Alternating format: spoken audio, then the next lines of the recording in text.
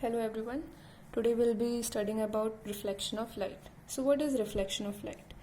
As we go by the definition, then it is reflection of light is the phenomenon of bouncing back of light in the same medium on striking the surface of any object.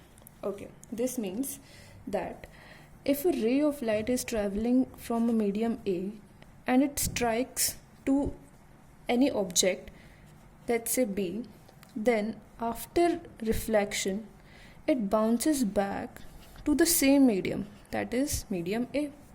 Okay, now there are two types of reflection. One is regular reflection, then another is irregular reflection.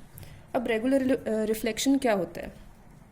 Regular reflection ये होता है कि जब दो parallel rays किसी भी this is a plane mirror, किसी भी प्लेन मिरर से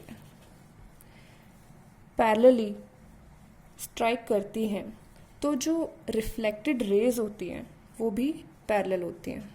now you can see that these two lines are parallel और जो रिफ्लेक्टेड रे हैं वो भी आपस में पैरेलल है.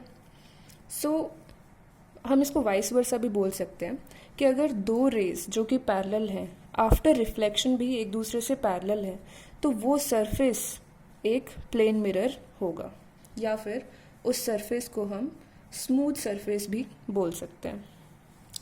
नाउ फॉर योर नॉलेज, जो भी प्लेन मिरर होता है उसमें जो शाइन आती है या फिर जो हम करें जो बेस्ट रिफ्लेक्टर है वो होता है silver metal. What it is कि सिल्वर मेटल जो है वो एक बेस्ट रिफ्लेक्टर होता है.